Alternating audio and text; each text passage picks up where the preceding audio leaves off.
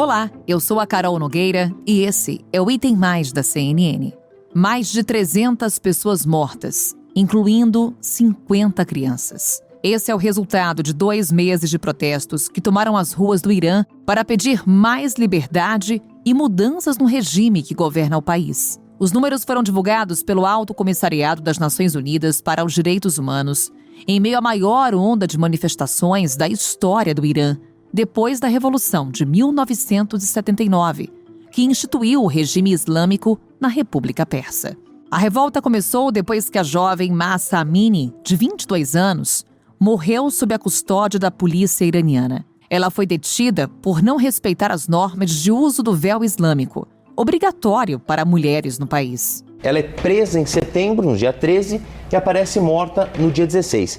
Essa primeira tarja aqui é um momento mais nevrálgico desses protestos. A família alega que houve violência. Porque o discurso oficial, Dani, acredite, ela morreu de um edema na cabeça, de uma... mal súbito. De um mal de saúde pré-existente, talvez de um derrame. A família nega isso e diz que ela morreu de ferimentos causados por esses 3 dias de detenção. As forças de segurança iranianas reagiram com uma violenta repressão aos protestos e foram alvo de uma série de denúncias de abuso. O protesto mais violento foi lá em Teherã mesmo, a capital iraniana. A gente tem imagens. Foi um protesto massivo, ocupou ruas da capital e a polícia abriu fogo contra os manifestantes. Segundo as autoridades, eles justificaram essa revolta aí da polícia de abrir fogo contra os manifestantes porque teriam dito que eles teriam atacado a polícia. A situação no Irã também gerou pressão da comunidade internacional,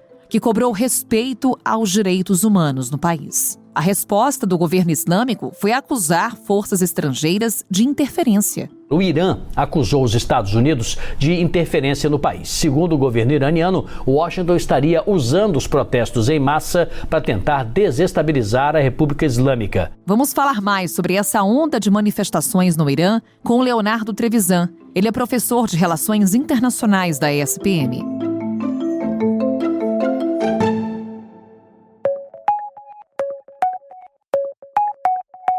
Professor Trevisan, sempre um prazer lhe receber no Item Mais. Muito bem-vindo mais uma vez. Eu é que agradeço a vocês pelo gentil convite. Professor, para começar essa nossa conversa, vamos destacar como funciona ou não funciona a política no Irã? Como se dá a construção da estrutura política no país? Como política e religião acabam se confundindo? Esse é o ponto, né? Talvez como que não funciona. Quando nós olhamos todos esses protestos, né, é evidente, nós temos uma morte de uma jovem curda de 22 anos, é óbvio que esse é, vamos dizer assim, o gatilho, né, é o disparador. Agora, não é o caldo de cultura. O caldo de cultura desses protestos vai além dessa situação. E uma delas é exatamente o que você tocou, a questão da estrutura política iraniana. Ela está absolutamente a mesma, irretorquível, sem qualquer alteração desde a Revolução de 79.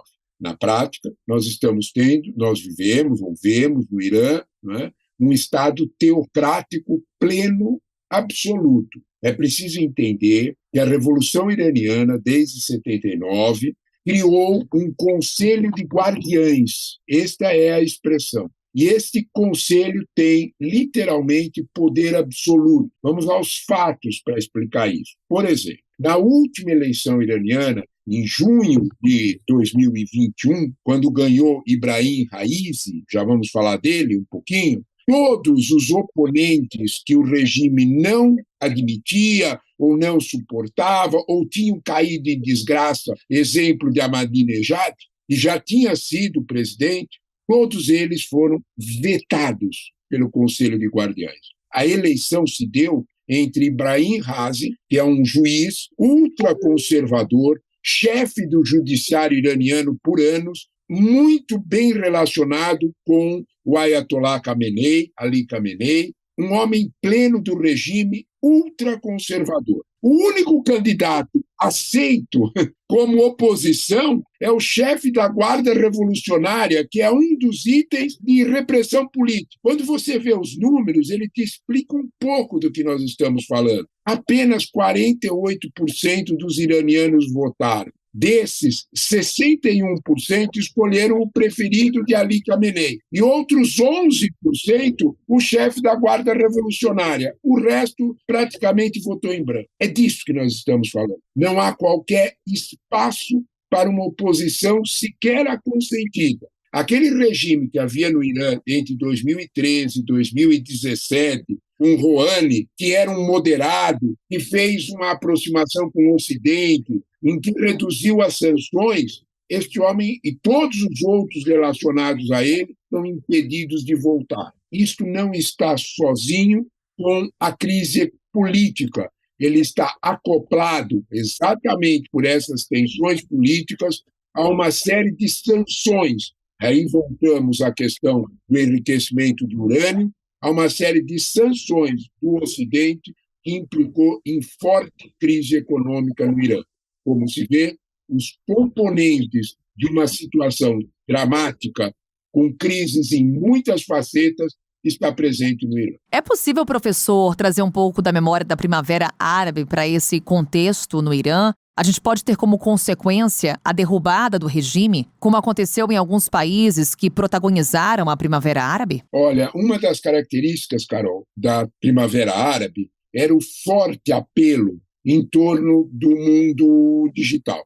Não é disso que se trata no Irã hoje. O que nós temos no Irã hoje é uma dupla situação de rebeldia. A grande surpresa destes protestos iniciados com a morte da jovem curda, a grande modificação é que os protestos não param, apesar de toda a repressão. A questão de 15 dias, a polícia da Guarda Revolucionária passou a usar armamento real. Já o grupo de direitos humanos, Irã Direitos Humanos, sediado em Oslo, garante que há mais de 200 mortos. Só nesses últimos 15 dias, com armamento letal. E os protestos não param.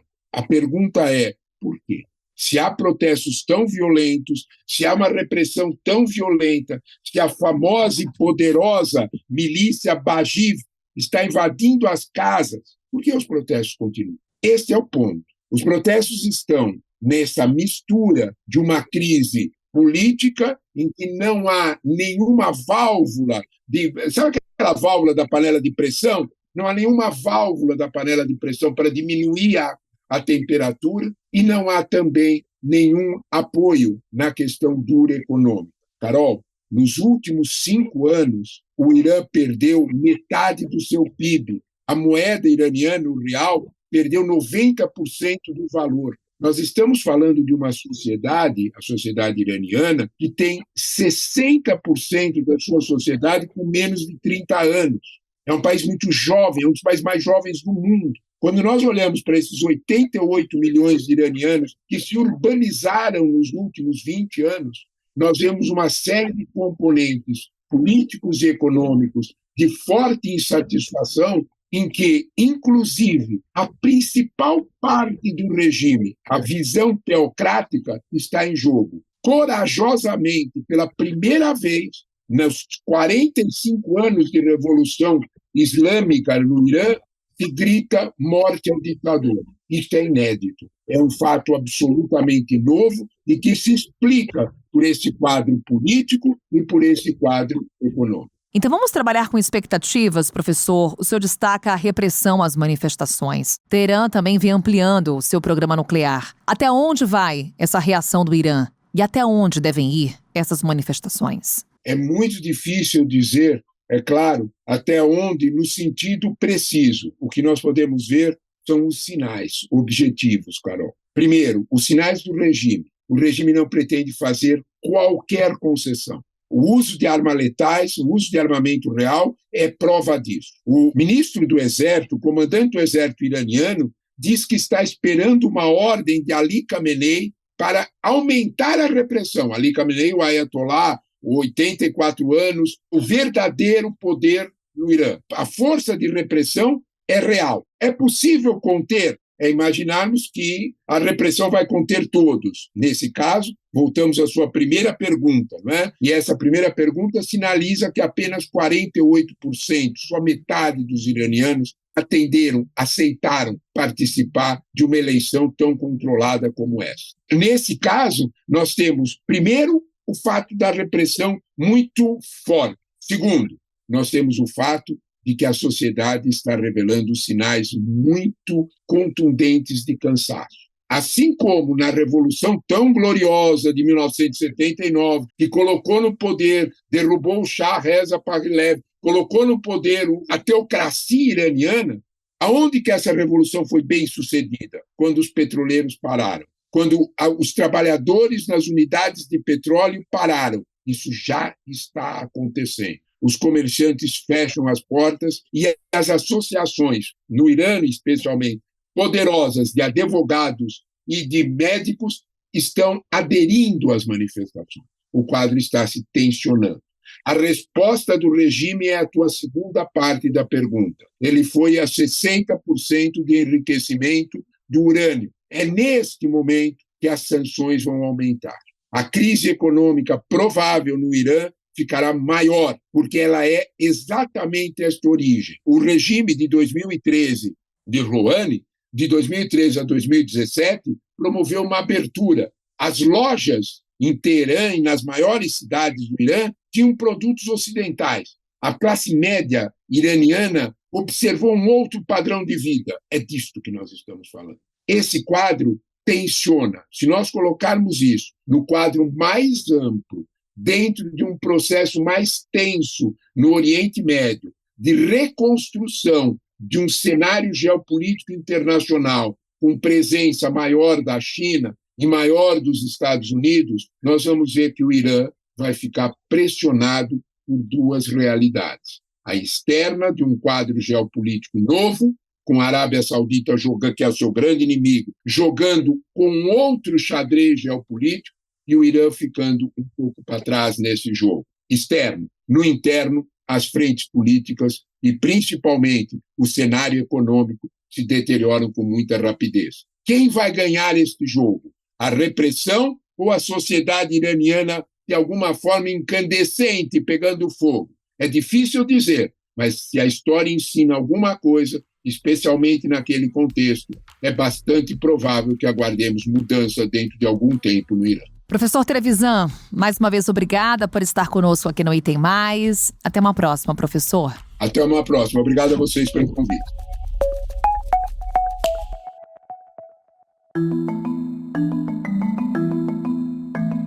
A onda de protestos acirrou o clima de tensão entre o governo iraniano e as maiores potências do Ocidente. Com o início das manifestações no país e diante da repressão violenta das forças de segurança, países começaram a anunciar sanções contra o regime islâmico.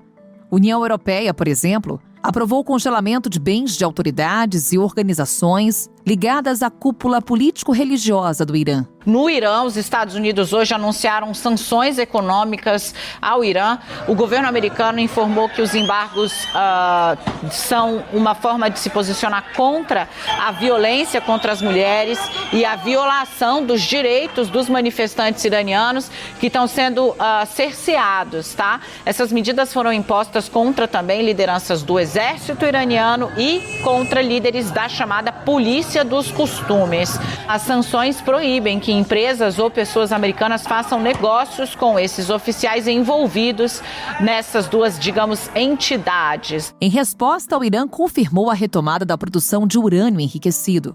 O Acordo de Não Proliferação Nuclear de 2015 estipulava um limite da atividade no país, para garantir que não houvesse a produção de armas nucleares. Em 2018, no entanto, o então presidente dos Estados Unidos, Donald Trump, abandonou o acordo e voltou a impor sanções contra os iranianos, esvaziando a iniciativa, assinada também por Reino Unido, França, Alemanha, China e Rússia. Qual é o impacto da escalada da violência no Irã para o quadro geopolítico? Vamos falar sobre isso com o nosso analista de internacional, Lorival Santana.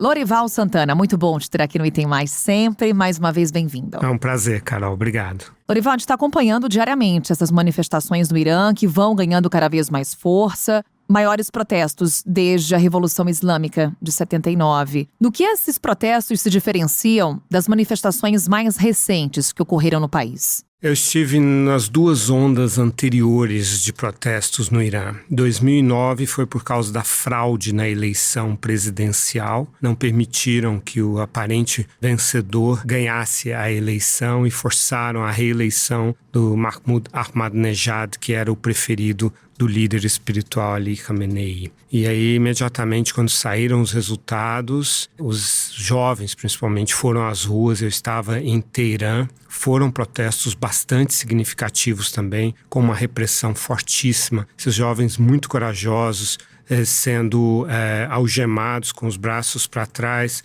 com espécie de algemas de nylon e levados para a prisão de Evian, da qual nunca mais muitos deles saíram, desaparecem lá dentro e sob tortura, etc. Então, aquele momento foi um motivo político pela democracia. 10 anos depois, entre 2017 e 2019, foi por causa do efeito das sanções contra o Irã. Depois que o então presidente Donald Trump saiu do acordo nuclear, rompeu o acordo nuclear, as sanções foram retomadas e elas têm um impacto muito grande, sobretudo sobre a classe média. Quando o Irã para de vender petróleo, param de entrar dólares na economia, os preços dos produtos importados sobem muito. Então, segundo momento, motivo econômico. Dessa vez, com a morte da Mahsa Amini sob custódia da polícia, por uma razão que muitos iranianos consideram banal e absurda, que é o seu véu não estar propriamente cobrindo o seu cabelo, essa é uma razão existencial. Tem a ver com a liberdade, com a dignidade. Então você vê que as camadas vão se aprofundando. Primeiro a democracia, depois a economia, agora a liberdade mais básica do indivíduo. As mulheres estão protagonizando esses protestos, mas os homens estão participando. E eu estou assistindo uma coisa nova, eu tenho fontes diversas, dependendo do tipo de assunto que eu trato no Irã, e eu tenho jovens, homens com os quais eu falava sobre comércio exterior, sobre economia, que atuam nessa área, que estão me mandando vídeos, porque estão participando dos protestos junto com as suas amigas, irmãs e assim por diante. Então esse é, de fato, o protesto mais forte, com razões mais profundas e mais abrangentes que o Irã assistiu desde a Revolução de 79. E com uma intensa repressão, Lorival, Human Rights Watch fala em quase 400 mortos nessas manifestações. O que a comunidade internacional pode fazer para impedir esse tipo de repressão e, de certa forma, até mesmo interferir no regime a ponto de garantir liberdades individuais, garantir democracia? Sim, e a repressão ela é muito mais violenta no Kurdistão iraniano, porque a Mahsa, que na verdade se chamava Dina, era o nome curdo dela, essa repressão é mais forte no Kurdistão, onde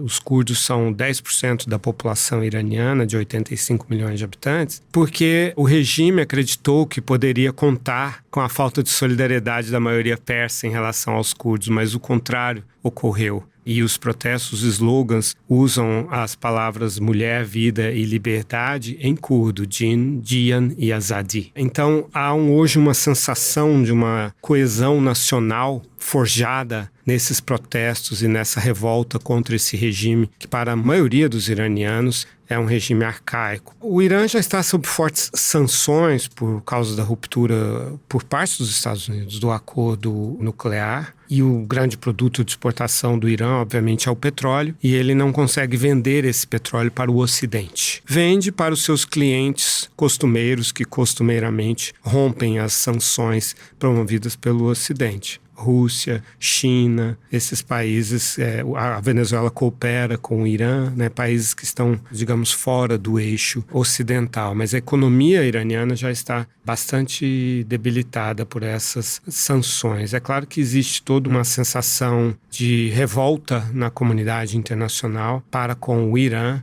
o que diminui muito as chances de o acordo nuclear ser renovado, como era o desejo do presidente Joe Biden. Esse era um dos objetivos da política externa dele, refazer esse acordo. No final de agosto, eu escrevi na minha coluna do Estadão que em breve poderia ser fechado o acordo, mas aí vieram a morte da Mahsa Amini, os protestos, e também o Irã fornecendo drones para a Rússia, para serem usados para matar ucranianos, para serem usados contra os civis, contra a infraestrutura de eletricidade. Então já foram usados 400 drones iranianos na Ucrânia e a Rússia encomendou 1.700 e vai fornecer e vai fabricar esses drones na própria Rússia. Então, por causa desses dois temas, tornou-se praticamente impossível o Ocidente fechar um acordo com o regime iraniano que possibilitaria que ele recebesse bilhões de dólares com a exportação de petróleo. Ao mesmo tempo, Lorival, temos o Irã anunciando que acelerou o enriquecimento de urânio. É ameaça mundial?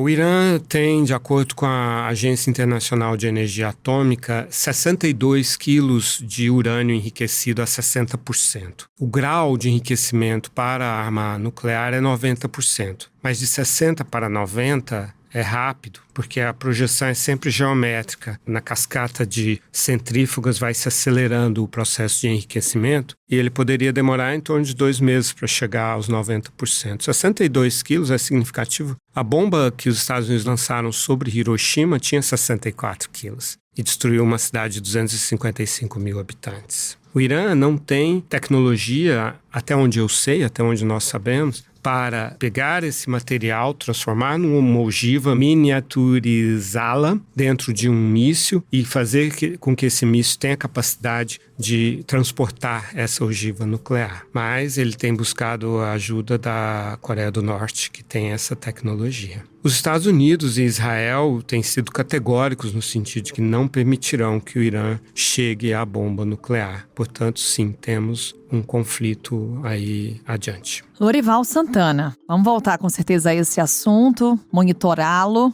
com a tua ajuda. Mais uma vez, obrigada, Lorival, e até uma próxima. Abraço. Conte comigo. Um abraço. O Item Mais de hoje fica por aqui. Voltamos na segunda-feira com outro assunto. Um ótimo fim de semana para você. Até lá!